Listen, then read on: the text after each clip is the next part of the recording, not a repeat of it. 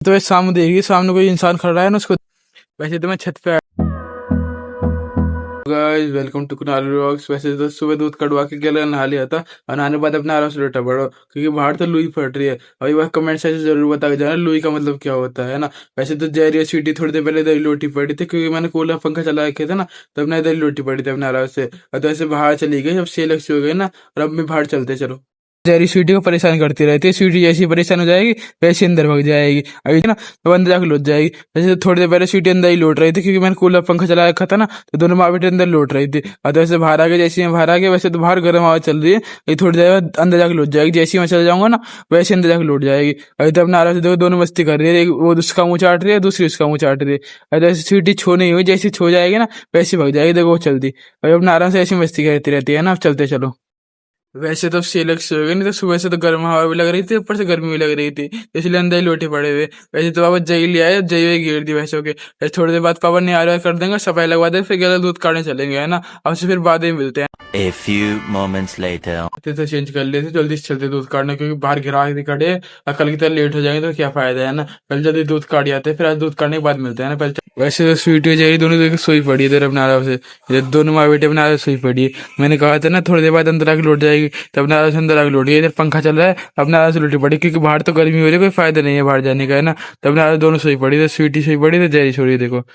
अब जल्दी से चलते दूध काटने, फिर दूध को ले उठाएंगे, नहीं तो जल्दी दूध काटने चलते। A few minutes later. दूध कटवा के वैसे तो गेले सप्लाई पे आ गए थे, वैसे तो कल की तरह लेट नहीं है, आज तो सही टाइम पे आया है ना। वैसे पहले जल्दी जल्दी सप्लाई कर लेते हैं, फिर आज सप्लाई करने के बाद मिलते हैं, कि कल की तरफ लेट हो जाएंगे, कोई फायदा नहीं है। ऐसे तो कल से कम है गर्मी आज, और पर जब भी आज गर्मी है थोड़ी बहुत, है ना, तो पहले सप्लाई निटाते, फिर आज सप्लाई निटाने के बाद मिलते हैं। सप्लाई करके तो निपट गए थे। वैसे तो आज कल की तरह लेट नहीं हुए, जैसे कल की तरह लेट हो गए थे ना, आज लेट नहीं हुए। अब जल्दी से घर पे चलते, फिर आपसे घर पे मिलते।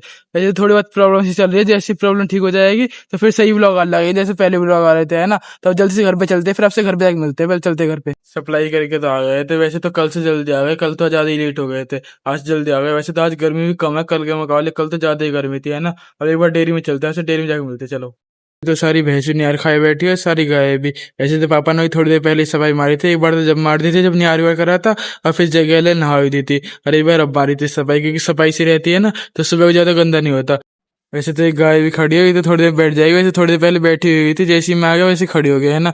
और इधर देखो, वैसे तो सारे लवारे उन्हें बाहर बांध रखे, ये दिख रहे हैं आपको, सारे लवारे बाहर बांध रखे, क्योंकि रात के टाइम गर्मी रहती है ना, तो इसलिए बाहर बांध रखे। सुबह टाइम तो धूप लिकड़ी रहती है, इसलिए तो बांध नहीं सकते। अब रात के टाइम बाहर बांध देते। और गाय सारी अंदर रहती है, गाय भैंस सारी अंदर रहती है। जैसे ऊपर पंखा चला है ना इनके, तब ना आराम से बंधे रहते हैं, क्योंकि इनके बाहर तो बांध नहीं सकते। अगर जो बाहर बांधे तो दिक्कत होगी, क्योंकि खूंटा वोटा तोड़ देंगे ना, ये इतने तगड़े खूंटे नहीं है जो बाहर बांध सके। वैसे तो सारे अपने आराम से रेस्ट कर रहे हैं, तो इनको रेस्ट करने देते हैं। अब चलते हैं ना, चलो।